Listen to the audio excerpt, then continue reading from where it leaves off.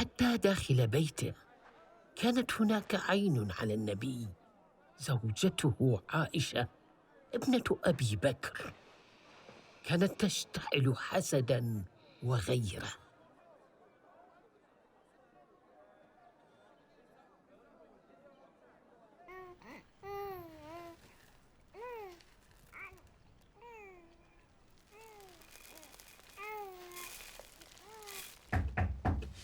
السلام عليكم سيدتي. وعليكم السلام.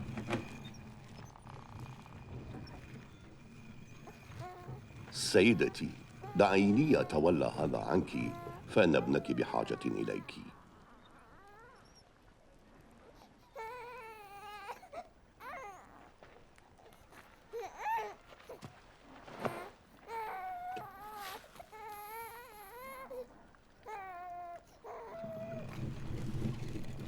أعلمت أن القوم خانوا أباك وخذلوه؟ كدنا نفقده. لست أدري كيف يتغاضى عنهم، حتى أنه يبشر في وجوههم. البشر في وجه المعاند يقي صاحبه عذاب النار، والبشر في وجه المؤمن يوجب لصاحبه الجنة. ثمة بشرى يا سيدتي، حيطان مخيريق قد أثمرت أضعافا، وحصادها سيعود عليكم بمال كثير. فليفرق على الفقراء والمساكين، هو من فضل الله ورزقه. إن الله يرزق من يشاء بغير حساب. قد علمني أبي أن السخاء شجرة في الجنة، من تعلق بغصن من أغصانها دخل الجنة. لا عجب أن تكون سيدة الجنة.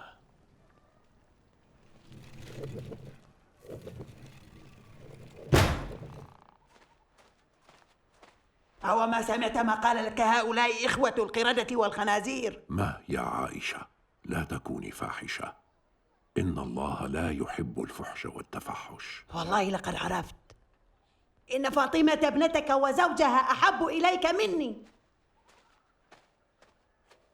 ومن أبي.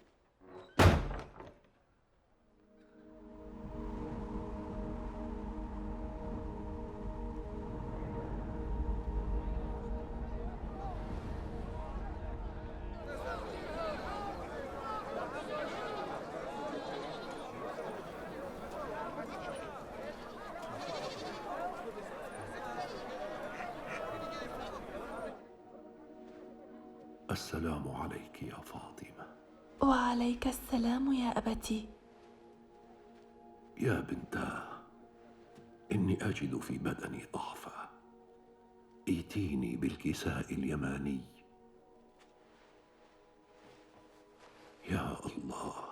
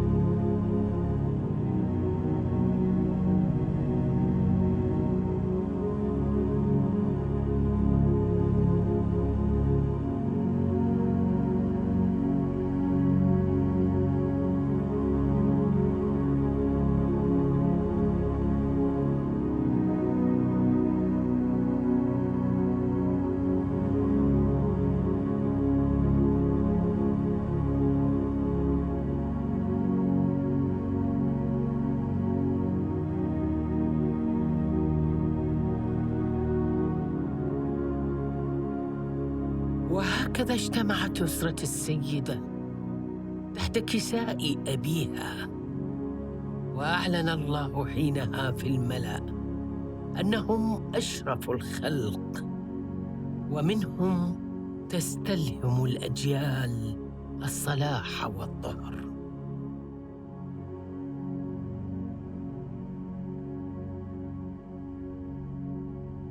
اللهم إن هؤلاء أهل بيتي، لحمهم لحمي ودمهم دمي، يؤلمني ما يؤلمهم ويحزنني ما يحزنهم.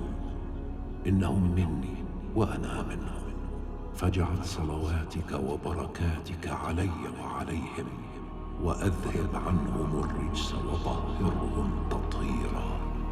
وكان الإعلان الإلهي يتردد صداه بين الجنان والسماوات والأرضين، ثم جاء صوت من السماء يقول: يا ملائكتي ويا سكان سماواتي وعزتي وجلالي، إني ما خلقت سماء مبنية ولا أرضا مدحية ولا قمرا منيرا ولا شمسا مضيئة ولا فلكا يدور ولا بحرا يجري ولا فلكا يسري، إلا لمحبة هؤلاء الخمسة الذين هم تحت الكساء: فاطمة وأبوها وبعلها وبنوها.